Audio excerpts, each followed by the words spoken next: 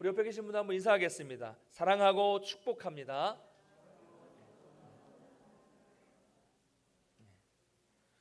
저기요, 성경에 삼위일체라는 말이 어디 나오는지 아세요? 글쎄 어디인가 나오지 않나요? 잘 모르겠는데.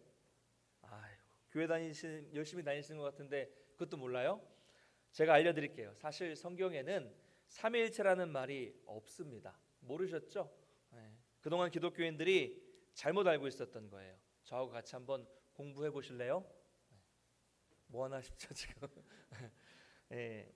한 이단 단체에 속한 사람이 실제로 한 청년에게 접근했던 대화의 내용입니다. 제가 예전에 사역했던 교회에서 청년이 실제로 당했던 일인데요.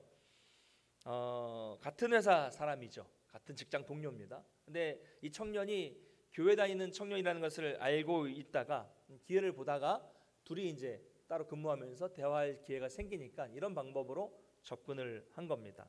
그 청년은 자기가 전혀 모르는 내용을 가지고 접근을 하니까 당황한 거예요. 당황했고요. 또 한편으로는 나중에 그 사람이 이제 그 이단이라는 것을 알게 되었는데 그 이단의 말에 제대로 대꾸하지 못한 자신에게 화가 나기도 해서 저한테 막 씩씩거리면서 찾아온 겁니다. 목사님, 이런 일이 있었어요 하면서 찾아왔습니다. 아직도 이 사람들은 기성 교인들에게 이렇게 접근해서 자신의 교리를 전하고 있죠. 요즘에는 뭐 직장 동료들, 뭐 주변에 있는 사람들한테 전할 수도 있지만 자주 사용하는 방법은 인터넷입니다. 여러분 뭐 궁금해서 인터넷 검색하시면 그 중에 한 80% 이상은 이단이라고만 아시면 돼요. 그래서 뭐 어떤 사람은 뭐 검색했더니 막 칼빈은 살인자에다가 막 이런 얘기를 막 하면서 막 칼빈을 깎아내린 거 이단입니다. 예, 그런 내용들은 거의 다 이단이에요. 신천지, 안식교, 여호와 증인 이런 사람들이 인터넷을 자주 이용을 합니다. 그러니까 그런 내용들은 우리 목사님들한테 저에게 물어보시는 게 가장 확실합니다. 어쨌든 물론 여러분들은 이런 질문 받으면 당황하지 않으시죠? 예, 어떠십니까? 저는 그러리라 믿겠습니다. 자, 그렇다면 여러분 삼위에 관한 내용이 성경에 어디에 나와 있습니까? 어디 있습니까? 바로 오늘 본문이죠. 오늘 본문에 나와 있습니다. 물론 성경에 하나님은 성부와 성자와 성령으로 계시고 삼위일체로 존재하시느니라 뭐 이렇게 직접적으로 표현되어 있는 곳은 없어요. 그러니까 성도님들이 헷갈리는 거죠. 이것을 이단들은 알고 있습니다. 그래서 이것을 이용하는 거죠. 그렇기 때문에 여러분 성도라면 교리를 공부해야 됩니다. 교리.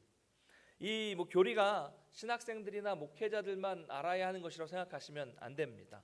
교리는 좀 딱딱할 수 있지만 어려운 것이 아니라 사실 교리라는 것은 성경 곳곳에 흩어져 있는 내용들을 일목요연하게 체계적으로 정리해 놓은 것이 교리입니다. 그러므로 교리가 곧 성경입니다. 그러니까 교리를 공부한다는 것은 성경을 아주 체계적으로 공부한다는 것을 의미하는 것이죠. 나중에 그래서 우리 교회도 이제 가을 학기 때는 이제 교리 대학을 또 개설을 할 겁니다.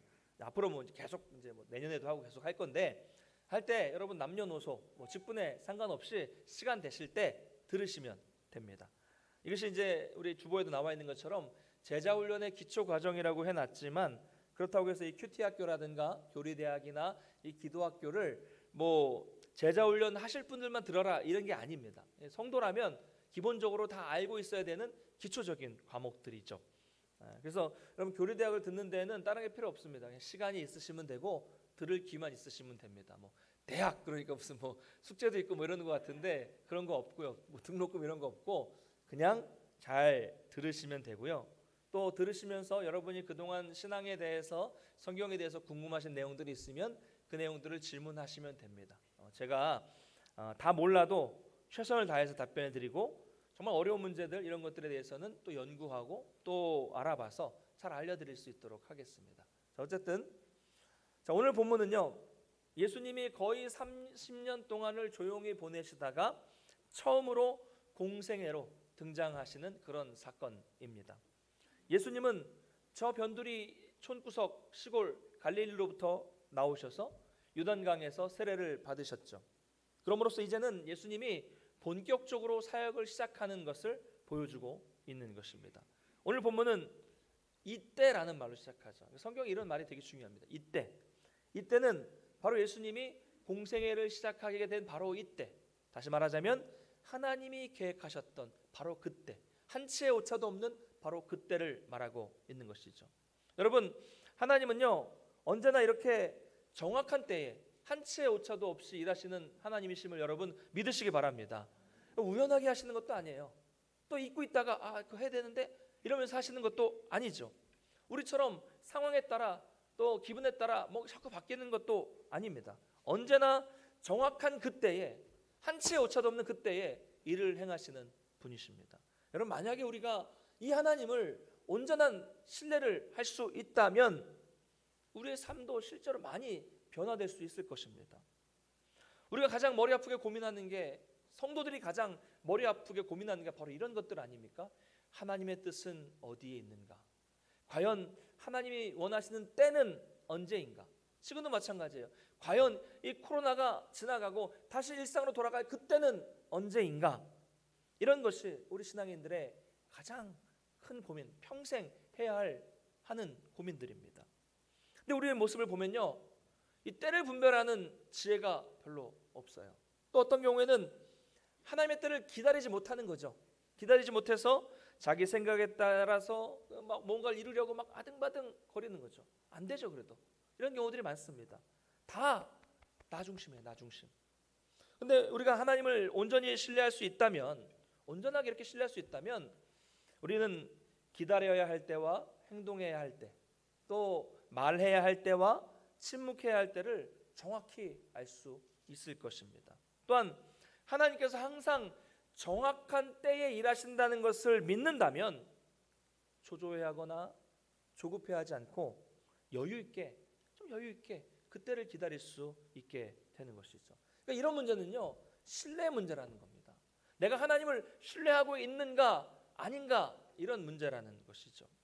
그러면서 주어진 시간을 게으르거나 나태하게 보내지 않고 때를 기다리면서 나에게 주어진 일들을 최선을 다하며 노력하는 그런 삶을 살아가는 것입니다. 이것이 진정한 그리스도인들의 삶의 모습인 것이죠. 때를 기다리며 열심히 노력하는 것, 우리가 이런 삶을 살아야 됩니다. 그런데 오늘날 신앙인들은 어떻습니까?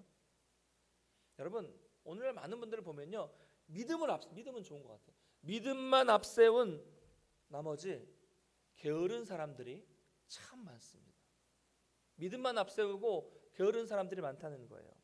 자기는 아무 노력도 하지 않으면서 하나님이 다 해주시기만을 기다리고 있다는 거죠. 이것은 잘못된 믿음이고요, 우리 다른 말로 이것을 게으름이라고 말합니다. 게으름입니다. 자, 여러분, 목회자가 되려면 뭘 해야 되는지 아십니까? 제가 다른 건 모르니까, 뭐 교사가 되는 거 이거 잘 모르니까, 목회자가 되려면 할 게 꽤 많습니다.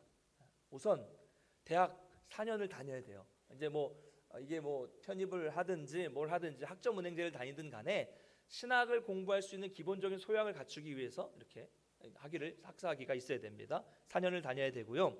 그리고 총신 신학대학원을 들어가려면 저 때도 그랬지만 요즘에도 공부를 많이 해야 됩니다. 열심히 해야 됩니다. 성경, 영어, 저 때는 철학, 공부를 열심히 해야 돼요. 그래서 합격을 해야 되죠. 합격을 하면 신학대학원 3년을 다닙니다. 3년을 그냥 다니면 안 돼요.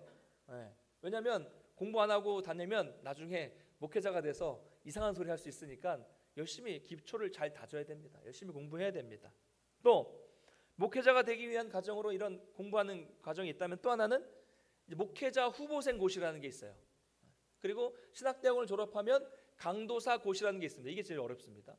그 다음에 강도사가 된 다음에 또 그 다음에는 목사 고시라는 게 있습니다. 고시가 3개나 있네요. 그렇죠? 있습니다. 신대원에서 졸업시험도 있고 논문도 있지만 어쨌든 그렇습니다. 또 한 노회의 목회자 후보생 고시를 보면서 노회에 소속이 됩니다. 노회에 소속이 되어 있어야 되고요. 그 노회에 소속된 기간 중에도 계속 신앙에 있어서도 삶에 있어서도 건덕을 끼치는 모습으로 살아야 됩니다. 문제가 생기면 목사가 될 수 없습니다. 그 외에도 크고 작은 자격 요건들이 많이 있습니다. 좀 대단하게 느껴지지 않습니까, 제가? 여러분, 이런 것들은요, 목사라면 누구나 다 가지고 있어야 되는 기본 소양이에요. 과정입니다. 그러니까 여러분 주변에 보시는 정통 교단의 목사님들이라고 하면 다 이런 과정을 다 거친 거죠. 다 거친 겁니다. 갖추어야 할 아주 기본 자격 요건입니다. 자, 그런데 어떤 믿음 좋은 사람이 신학 공부도 안 하고 각종 이 교단에서 원하는 고시를 치르지도 않고 이런 자격을 갖지도 않고 또 심지어는 막 술까지 마시면서 목사가 되게 달라고 하나님께 기도만 하기만 하면 됩니까? 안 됩니까? 당연히 안 되는 거죠. 이거는 기도만 한다고 되는 문제가 아닙니다. 기도하면서 이 자격들을 다 갖추면서 열심히 노력해야지 되는 거죠. 상식입니다. 상식이라는 거죠. 믿음은 앞세우면 안 됩니다.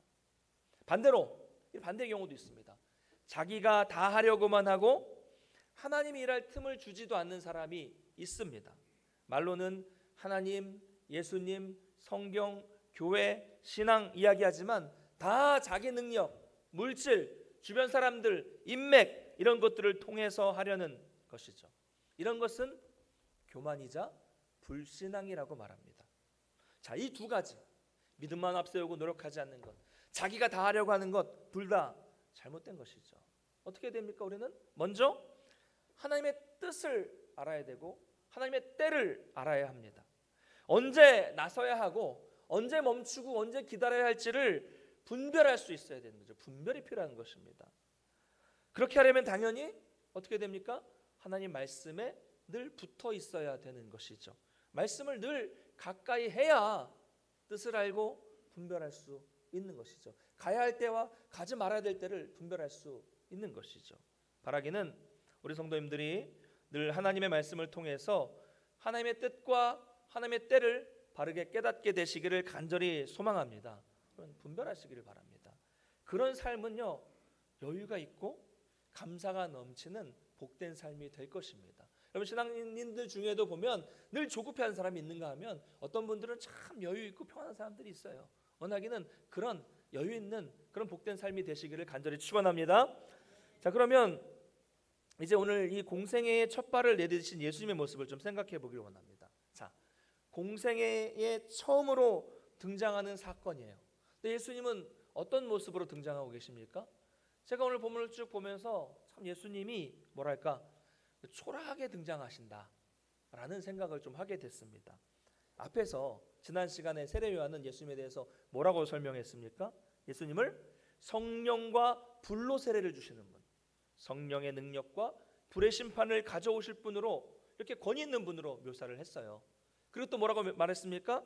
자신은 세례 요한은 어떤 사람이었어요? 수많은 사람들에게 선지자로 인정받는 그런 사람이었는데 그럼에도 불구하고 자신이 그분의 신발을 들기에도 감당하지 못할 정도의 엄청나게 존귀한 분, 거룩한 분으로 소개를 했어요. 자, 그런데 실제로 예수님의 모습은 어떻게 등장하고 있습니까?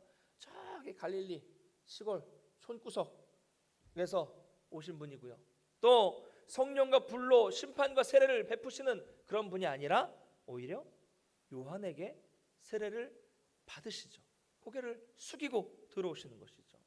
왕으로 오시는 예수님인데 어떤 권위가 있는 것이 아니라 정말 초라한 모습으로 저 시골에서 오시는 그런 모습으로 나타나고 있다는 것이죠. 자, 그렇다면 왜 예수님은요 세례 요한에게 세례를 받으셨을까요? 세례 요한도 자신이 예수님에게 세례를 베푸는 것에 대해서 처음에 반대를 했죠. 오히려 내가 예수님께 세례를 받아야 하는데 예수님께 내가 세례를 베푸는 것은 있을 수 없다고 이야기를 했습니다. 그러나 예수님은 요한을 설득해서 세례를 베풀도록 하셨습니다. 그때 하시는 말씀 한번 읽어보도록 하겠습니다. 15절입니다. 15절 같이 읽겠습니다. 시작. 예수께서 대답하여 이르시되 이제 허락하라. 우리가 이와 같이 하여 모든 의를 이루는 것이 합당하니라 하시니 이에 요한이 허락하는지라. 아멘. 여러분, 이 구절을 통해서 우리는 예수님이 굳이 받지 않아도 되시는 세례를 받으시는 이유에 대해서 생각해 볼 수 있습니다. 그러니까 예수님이 세례를 받으시는 것은 그냥 우연히 지나가다 받으시는 것도 아니고 예수님이 선택해서 받으시는 것도 아니라는 거죠. 그래서 예수님의 세례를 받으시는 것은 오늘 말씀에 나와 있는 것처럼 모든 의를 이루기 위한 것이다 라고 말씀하셨습니다. 그러므로 예수님의 세례 자체는 성격이 다릅니다. 성격 자체가 다르죠. 여러분, 지난 시간에 말씀드렸지만 세례 요한이 주는 세례는 어떤 세례였습니까? 회개의 세례였죠. 회개. 수많은 사람들이 자신의 죄를 회개하며 나와서 세례 요한에게 세례를 받았습니다. 회개의 세례였죠. 그러나 예수님은 그 회개 세례를 받으실 필요가 있습니까? 없습니까? 없죠. 왜요? 예수님은 죄가 없으시기 때문입니다.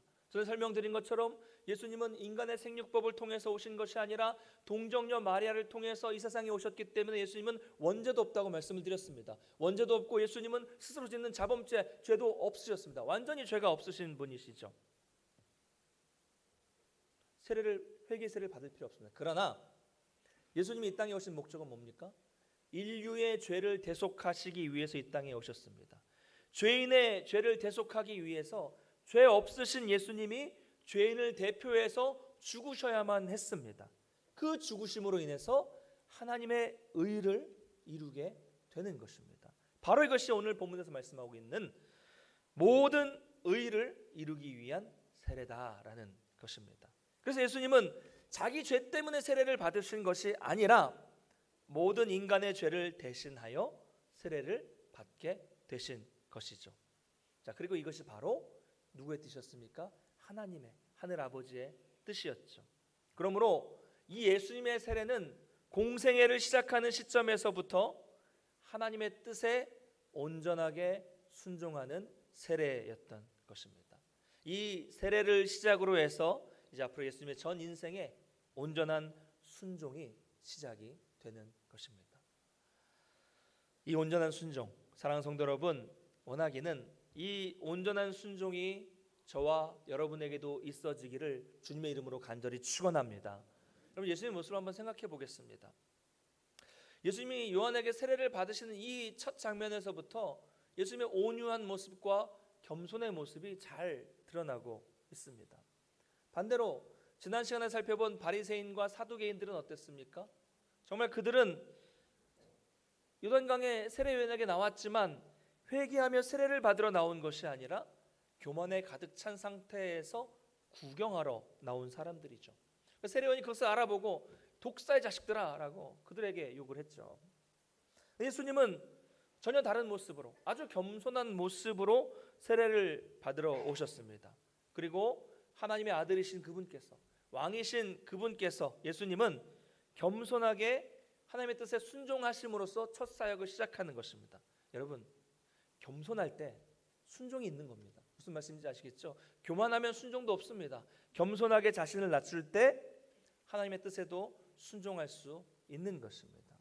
여러분, 왕이신 예수님마저도 자신의 뜻을 낮추고 겸손히 세례 요한에게 세례를 받으셨다는 것입니다. 자, 그런데 우리는 어떻습니까? 우리는요, 늘 인정받고 싶어 합니다. 사람들과의 관계에서 쉽게 화를 내고 다투는 경우를 보면요, 대부분 자기가 생각했던 것만큼 이 수준으로 인정받지 못했을 때 화를 내고 다투게 되는 것입니다. 감히 내가 누군데 나를 무시해? 내 나이가 몇인데 이 새파란 놈이, 이런 말들 많이 하죠. 이런 것들은요, 자기가 인정받지 못하고 자기가 생각한 만큼 대우받지 못했을 때 나오는 말들이죠. 이 세상에서만 그런 게 아닙니다. 교회 안에서도 마찬가지입니다. 교회 안에서 내 위치에 맞는 대접을 받지 못한다고 생각하면 거기서부터 분쟁과 문제가 생깁니다.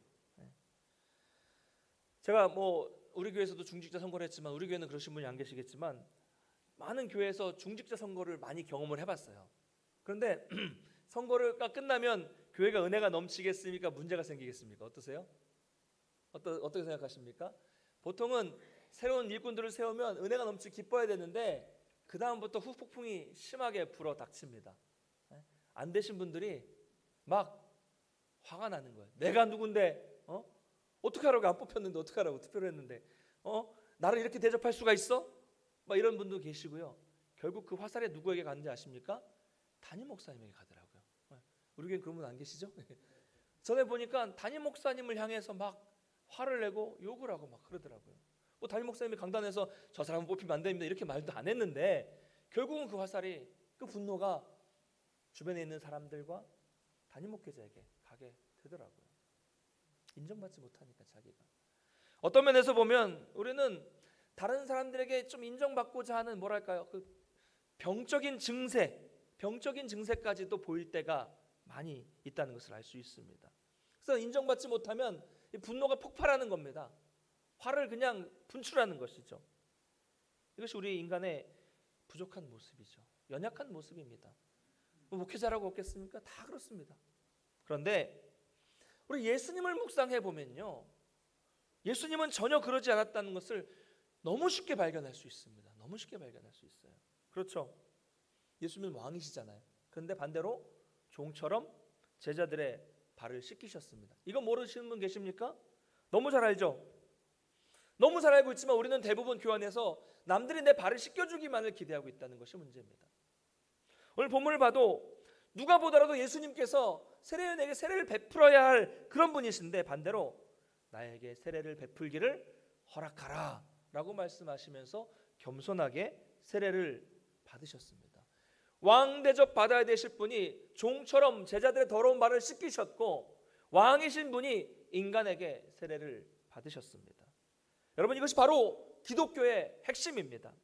우리는 우리 주인 되시는 예수님을 따라서 겸손한 삶, 섬기는 삶, 온전한 순종의 삶을 살아가야 하는 그리스도인이라는 것을 여러분 기억하시기 바랍니다. 여러분, 이것이 우리의 사명이에요. 우리 이 땅에서 섬김을 받는 게 아니라 예수님처럼 섬겨야 되고 순종해야 되고 겸손한 삶을 살아야 되는 것이 우리의 이 땅의 사명이라는 거죠. 그런데 오늘날 교회마다 싸우고 분쟁하는 교회를 보면 교회나 목회자나 성도나 다 똑같아요. 이것을 잊고 사는 것처럼 보입니다. 왜 제가 이런 말씀을 자주 드리냐면 전국 교회마다 안 아픈 교회가 없고 안 싸우는 교회가 없고 문제가 없는 교회가 없어요. 오랫동안 함께 동고동락했던 성도들끼리, 교우들끼리, 친구들끼리 서로 성도들끼리 반목하고, 목회자와 성도가 서로 싸우고, 성도가 목회자를 고소하고 목회자가 성도를 고소하고, 법적 싸움들, 소송, 목회자들끼리도 서로 시기하고 다투고, 교회라는 공동체 안에서 주님의 몸 되는 공동체 안에서 서로 자기가 머리가 되기 위해서 술수를 쓰고 거짓을 말하고, 더 말하기 힘들 정도로 이 교회 안에 추악한 모습들이 너무나도 많이 드러나고 있습니다. 여러분, 안에서 새는 바가지는 밖에서는 멀쩡합니까? 안에서 새는 바가지 밖에서도 새죠. 이런 모습이 교회 안의 모습이 그대로 세상에서도 그대로 성도들이 드러나는 것입니다. 세상 밖에서도요, 그리스도인들이 티가 안 나는 겁니다. 그 사람이 신자인지 불신자인지 그냥 보면 모릅니다. 다 똑같아 보이죠. 그러니 누가 교회를 신뢰하고 목회자를 신뢰하고 성도를 신뢰하겠습니까? 다 똑같은데 안 믿는 사람이나. 사랑하는 성도 여러분, 우리는 절대로 착각하지 말아야 됩니다. 기독교의 핵심은 섬김과 순종입니다. 할렐루야. 왜 그렇습니까? 우리 주님이 그렇게 사셨으니까요. 오늘 처음 등장해서부터 십자가에 죽으시고 부활하시고 승천하실 그때까지 늘 그러셨습니다. 그것은 성경에 그리고 예수님의 삶에도 고스란히 너무나도 잘 드러나 있습니다. 우리가 몰라서 못합니까? 몰라서 안 합니까? 아닙니다. 내 속에 아직도 내 자아가 살아있기 때문이고요. 내 속에 아직도 내 자존심이 살아있고 내 속에 아직도 내 욕심들이 도사리고 있기 때문에 그런 것입니다.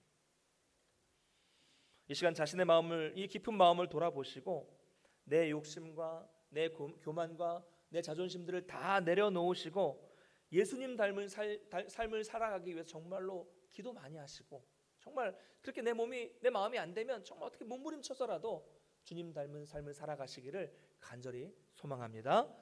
마지막으로 우리는 예수님께서 하나님의 뜻에 온전히 순종하여서 겸손하게 세례를 받으신 이후에 나타난 결과를 한번 살펴보도록 하겠습니다. 16절, 17절을 함께 읽겠습니다. 16절, 17절 같이 읽겠습니다. 예수께서 세례를 받으시고 곧 물에서 올라오실새 하늘이 열리고 하나님의 성령이 비둘기같이 내려 자기 위에 임하심을 보시더니 하늘로부터 소리가 있어 말씀하시되 이는 내 사랑하는 아들이요 내 기뻐하는 자라 하시니라. 아멘. 예수님께서 요한에게 세례를 받으시고 강에서 올라오실 때 놀라운 일이 벌어졌습니다. 하늘이 열리고 하나님의 성령이 비둘기같이 예수님 위에 임하셨고 하늘에서 아버지 하나님의 소리가 들려왔습니다. 땅에서는 세례 요한이 세례를 베풀면서 예수님을 그리스도로 왕으로 인정했지만 지금 이 순간에는 땅의 인정이 아니라 하늘의 하나님께서 인정하시고 세상에 선포하신 사건이 일어나게 된 것입니다. 하나님 아버지께서는 아들 예수님의 온전한 순종을 보시면서 그것을 기뻐하시고 이는 내 사랑하는 아들이요 내 기뻐하는 자라라고 말씀해 주셨죠. 이 구절을 보시면요, 바로 이 순간 삼위 하나님이 다 나타나고 있다는 것을 발견할 수가 있습니다. 처음 말씀드렸던 그런 내용이죠. 어떻게요?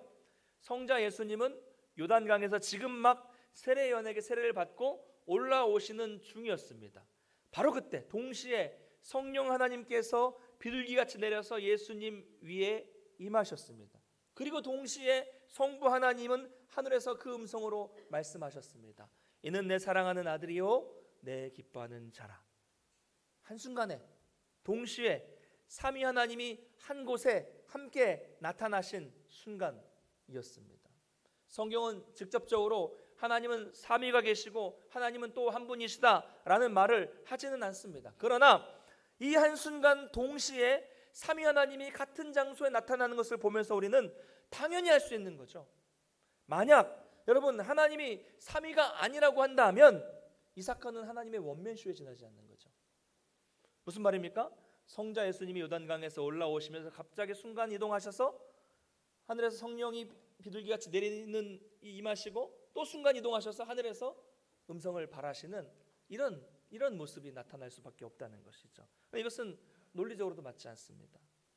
자, 중요한 것은요, 오늘 말씀에서 보는 것처럼 예수님의 이 공생애가 처음 시작하는 이 순간부터 예수님은 홀로 일하신 것이 아니라 삼위 하나님이 함께 이 순간부터 일하고 계셨다는 것, 이것이 중요한 것입니다. 여러분, 우리의 구원은 이처럼 삼위일체이신 우리 하나님의 협력을 통해 이루어진 이것이 단순한 사건이 아니라 아주 놀라운 사역의 결과라는 것을 여러분 믿으시기를 바랍니다. 오늘 말씀을 맺겠습니다. 사랑하는 성도 여러분, 오늘 이 사건을 보면요, 예수님께서 온전히 순종하심으로써 세례를 받으셨을 때 이 놀라운 일이 일어났다는 것을 기억하시길 바랍니다. 마찬가지로 우리가 하나님의 뜻에 온전히 순종할 때 그때 우리에게도 하나님의 능력이 나타나게 될 것입니다. 할렐루야. 그리고 그때 하나님은 온 천하에 우리를 인정해 주실 것입니다. 원하기는 오늘 예수님께 일어난 이런 일들이 오늘을 살아가는 저와 여러분에게도 동일하게 나타나게 되시기를 주님의 이름으로 간절히 축원합니다. 먼저는 저와 여러분들 삶 속에 겸손의 모습, 온전한 순종의 모습이 늘 나타나기를 원합니다. 세상 속에서, 직장에서, 또 가정에서 살아가실 때나 교회 안에서 신앙생활을 하실 때나 언제나 어디서든 간에 내 뜻, 내 자존심, 내 생각을 주장하는 것이 아니라 예수님처럼 하나님의 뜻을 기억하면서 그 뜻 안에서 늘 순종하게 되시기를 간절히 소망합니다. 그것이 참된 그리스도인의 모습이죠. 참된 순종이 있을 때, 온전한 순종이 있을 때 하나님의 놀라운 능력이 나타나는 줄을 믿습니다. 내가 하나님의 뜻을 인정하고 그분의 뜻을 따라갈 때 하나님은 세상과 사람들 앞에서 나를 인정해 주실 것입니다. 너는 내 사랑하는 아들이다. 너는 내 사랑하는 자녀다. 할렐루야. 여러분, 수많은 사람들이 나를 인정해 주는 것보다 하나님이 나를 인정해 주는 것이 좋은 일 아닙니까? 수많은 사람이 나를 사랑하는 것보다 하나님이 나를 사랑한다는 것을 너무나도 우리가 잘 깨닫고 있다면 이것이 얼마나 큰 은혜겠습니까? 주 안에서 사랑하는 성도 여러분, 날마다 이 은혜를 경험하셔서 성령의 능력이 여러분에게 날마다 임하시고, 그리고 하나님이 말씀하시는 음성, 얘야 너는 내 사랑하는 자녀란다, 너는 내 사랑하는 딸이란다, 너는 내 기뻐하는 자녀란다, 이 음성을 매일 들으시기 바랍니다. 여러분, 이 음성을 들어야 우리 마음에 확신이 생기고 우리는 날마다 기쁜 삶을 살아갈 수 있는 것 아니겠습니까? 날마다 믿음의 확신을 가지시고 기쁨과 풍성함이 넘치는 복된 삶을 살아가시기를 주님의 이름으로 간절히 축원합니다. 우리 다 같이 자리에서